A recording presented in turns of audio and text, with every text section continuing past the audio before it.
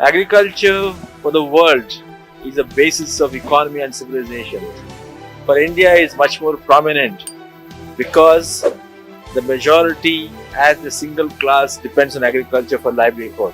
A profit is generated when we are able to achieve high volumes of production at low cost and then simultaneously convert that produce into optimal value. Mechanical technology, let's say simple technology like a micro irrigation using drip or sprinkler. Very small percentage of Indians still use that thing. सीना चीर धरती का कुछ दाने उगाए थे, फसल लगेगी खुशहाली की कुछ सपने सजाए थे. Hello, I'm Resham and you're watching DNP India. Paito, welcome back to our channel. In case if you haven't subscribed to our channel DNP India, then what you're waiting for, please do it now. And do not forget to share this video as well as the other videos of our channel, like all the videos that you like and love. Thank you. So the government of India has set a target for doubling the farmers' income by the year 2022 and also constituted committees for that. Yes, you heard that right.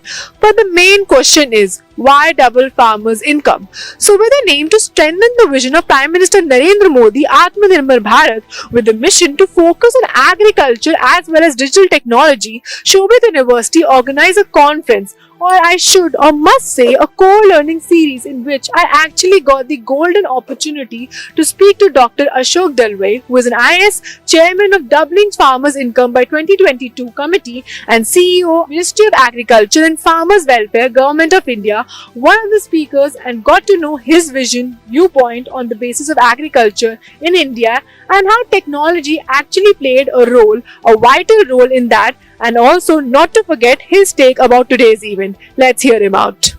Thank you for connecting with us. If you can talk about the basis of new agriculture according to you.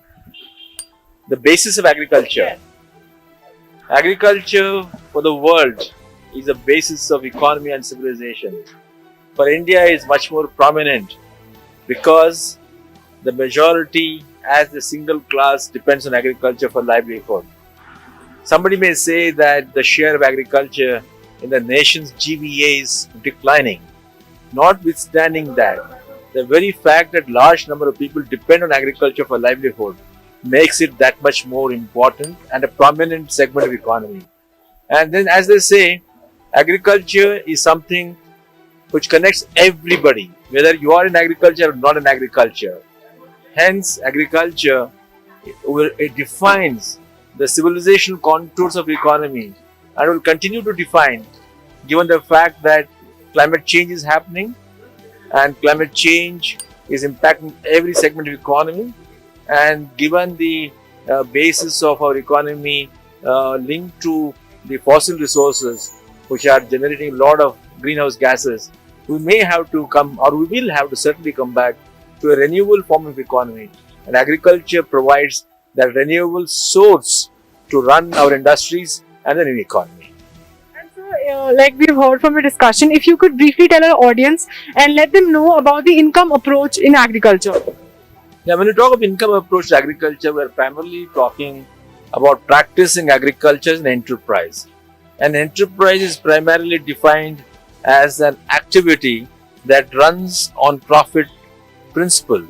A profit is generated when we are able to achieve high volumes of production at low cost and then simultaneously convert that produce into optimal value. So these three basic variables need to be taken into account in an income-based agriculture.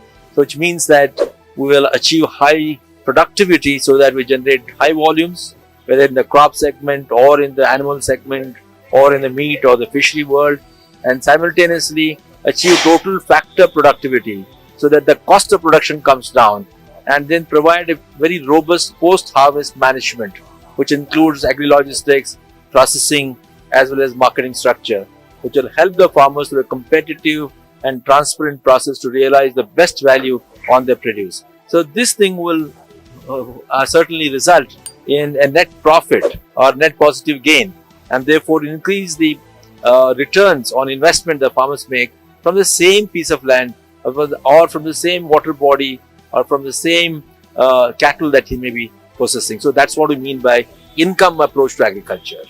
And so how can we include technology in farming and in agriculture that can actually increase the income by 2022, which is actually the vision?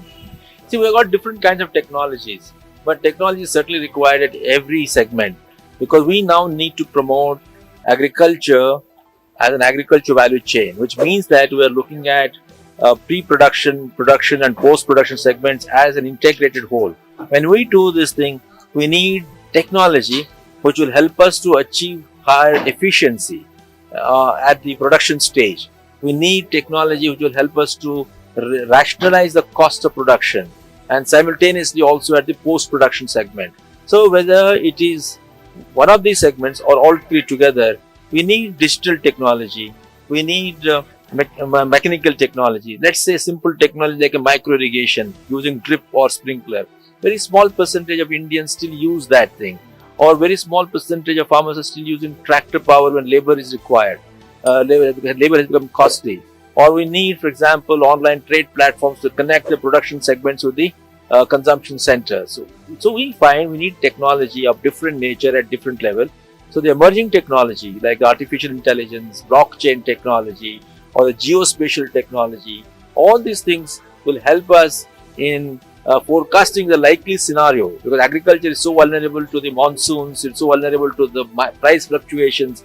If we are able to predict based on big data analytics, then the farmers are able to utilize that and minimize the probability of loss, or either on production or on the income segments. So that is the purpose. And so lastly, you take on today's event. Today, I must congratulate Shoghi University, who have been at it like a woodpecker for the last 1.5 years, holding webinars week after week.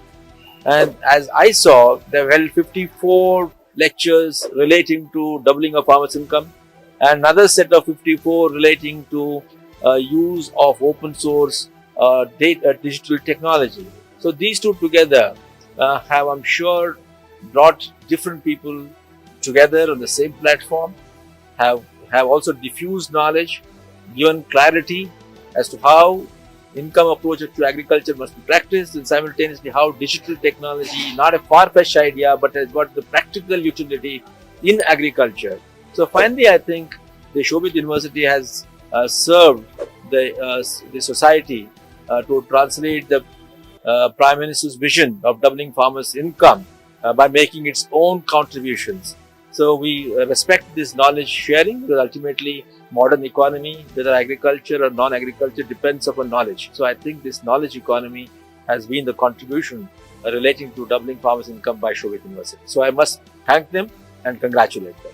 Thank you so much for speaking. Thank you, sir. So that was Dr. Ashok Dalwai, civil servant in Ministry of Agriculture, India, and chairing body on doubling farmers' income and his point of view. So that was all for today's segment. If you like today's content and video, then please do not forget to like, share, and subscribe to DNP India.